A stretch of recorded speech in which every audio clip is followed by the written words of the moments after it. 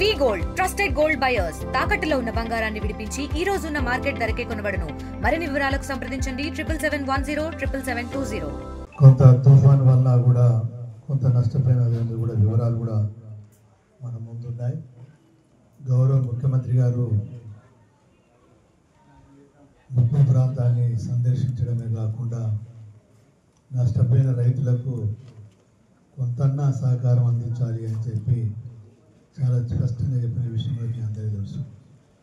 ముఖ్యంగా ఏదైతే సహజంగా స్టాండింగ్ క్రాప్ అంటారు, అంటే చేనులో పంట ఉన్నప్పుడు నష్టపోయిన దానికే ప్రభుత్వ పరంగా లెక్కలు చేయడం జరుగుతుంది, అగ్రికల్చర్ డిపార్ట్మెంట్ పరంగా లెక్కలు చేయడం జరుగుతుంది. దాన్ని ఆధారం చేసుకునే ప్రభుత్వ సహకారం అందిస్తారు. ఈరోజు మన సంఘంలో చూస్తే వరికి సంబంధించి 3770 ఎకరాలు, పత్తికి సంబంధించి 3520 ఎకరాలు. సరే, మొక్కజొన్న అంటే వాస్తవంగా స్టాండింగ్ క్రాప్ లేదు, ఎక్కడ కూడా అలాంటిది ఏమి రిపోర్ట్ కాలేదు స్టాండింగ్ క్రాప్ నష్టపోయినట్టుగా. కానీ నేను టెక్స్టైల్ పార్క్ పోయినప్పుడు కొంత అక్కడ వాళ్ళు ఆరబోసుకున్న మొక్కలు దెబ్బతినడం జరిగినాయి. సరే, ఈ తర్వాత ప్రభుత్వం దృష్టికి అయితే తీసుకుపోవాల్సిన బాధ్యత ఉంది కనుక వాటి యొక్క లెక్కలు కూడా తీసుకొని ప్రభుత్వానికి అందించడం జరిగింది. ముఖ్యంగా నష్టపోయిన రైతులకు ప్రభుత్వం ఇప్పటికే నిర్ణయించడం జరిగింది, ఎకరాకు 10,000 చొప్పున సహకారం అందించాలి అని చెప్పి. అంటే వాస్తవంగా 10,000 ఏదో మీకు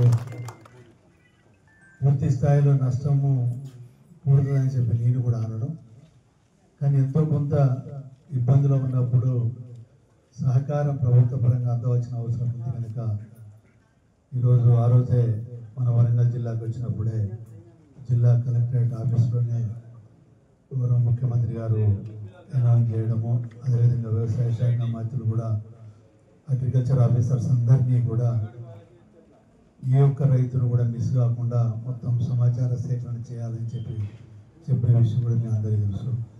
ఇవాళ మనం చూస్తున్నాం, ఇప్పుడే డీసీ గారికి మాట్లాడుకుంటే ఒక విషయం, వరంగల్ జిల్లాను ఒక ఎగ్జాంపుల్గా తీసుకుంటే అంతకుముందు కన్నా గతం సంవత్సరము ప్యాడీ దగ్గర చాలా ఎక్కువ వచ్చింది, మనందరికీ తెలుసు. మన మండలాలు కానీ మన జిల్లాలో కానీ మళ్ళీ ఈ సంవత్సరం చూస్తే ఇంకా పెరిగింది.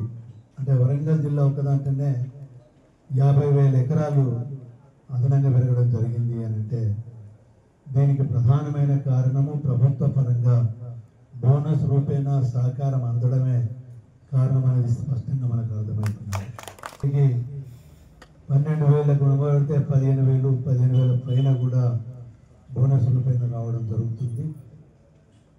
ఇప్పటికే దానికి అమౌంట్ కూడా బోనస్కు సంబంధించి అమౌంట్ కూడా జమ జరగడం జరిగింది. వెంటనే చెల్లించే కార్యక్రమాలు కూడా అనే విషయాన్ని తీసుకొస్తున్నాను. ఏంటంటే పోయిన వర్షాకాలమే సన్న వడ్లకు సంబంధించి ఒక నిర్ణయం తీసుకొని చెల్లించడం జరిగింది. అయితే మీరు అన్నట్టు నా దృష్టి కూడా వచ్చింది, గత యాసింగ్ అనేది అందరికి ఒకే రకంగా ఉండవలసి వస్తాయి. నామ్స్ లేకుండా చేస్తే ఏంటి అంటే రాజకీయాల ప్రమేయము, వ్యక్తుల యొక్క ప్రమేయము పెరిగిపోయి అంతిమంగా నష్టపోయేది ఎందుకంటే లబ్ధిదారుడే నష్టపోతాడు. ఒక సిస్టమ్ అని ఉన్నదంటే సిస్టంలో ఒకరో ఇద్దరికి నష్టం జరగవచ్చు, కానీ 90% మందికి న్యాయం జరుగుతుంది. అది ఎంతన్నా కానీ ఆ న్యాయం అనేది పూర్తి స్థాయిలో జరగాలి అంటే ఒక సిస్టమ్ ఉండవలసిన అవసరం ఉంది. రెండోది, ప్రభుత్వం అంటే ఎవరో కాదు, మీరు కూడా ఆలోచించాలి. అందరు ప్రభుత్వం అంటే మనమే. ప్రభుత్వం కూడా ఎంత మటుకు సహకరించగలుగుతుంది. రేపు పొద్దున మార్కెట్ తీసుకుంటుంది. ఇంతకుముందు డీసీ గారు అదే అన్నారు, తడిసింది వస్తే మార్కెట్ మళ్ళీ వీటిని అమ్మాలి కదా. ఇప్పుడు వడ్లైనా మళ్ళీ వీటిని అమ్ముతానే కదా. మళ్ళీ వడ్లు నూనె పొడి చేసి ఎవరికి వస్తాయి? మనకు పబ్లిక్ ప్రొక్యూర్మెంట్కు మనం ముఖ్యమైన బియ్యం పంపిస్తే రేషన్ షాప్లో తింటారా? తీసుకుపోయి సముద్రంలో పారబోసే పరిస్థితి అయితే లేవు కదా. మనం ఇక్కడ ఆ స్థాయికి ఇంకా రాలేగా మన దేశం. ఆ స్థాయికి వచ్చినప్పుడు ఏంటి అంటే రైతుల దగ్గర పెట్టి తీసుకుపోయి సముద్రంలో పారబోయవచ్చు. కానీ ఇప్పుడు ఆ పరిస్థితి కూడా లేదు. కనుక మనం కూడా అర్థం చేసుకోవాలి. కానీ ఉన్న దాంట్లో అవకాశం ఉన్న మేరకు ఎంత మట్టుకు ప్రభుత్వం చిత్తశుద్ధితో పనిచేస్తుందని ఆలోచించడమే ముఖ్యం. చెప్పడం మనం చెప్పొచ్చు, రమేష్ కూడా చెప్తున్నాడు. ఇక్కడ వాస్తవంగా మొక్కలు స్టాండింగ్ క్రాప్ ఏమీ లేదు, ఉన్నది అది 500 కిలోలు.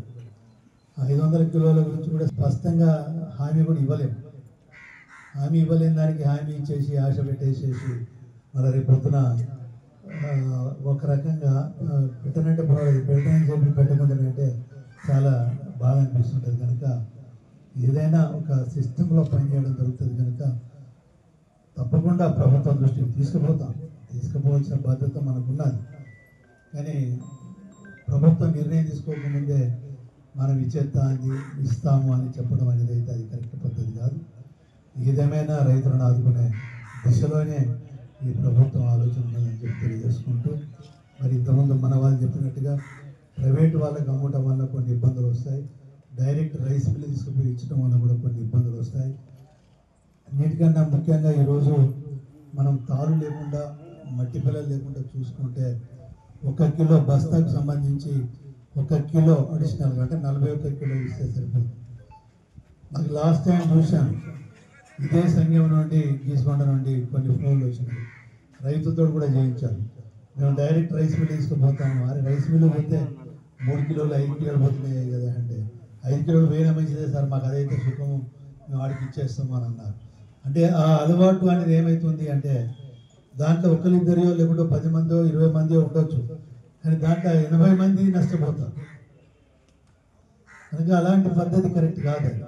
అటువంటి పరిస్థితులు మాత్రం రానియకండి.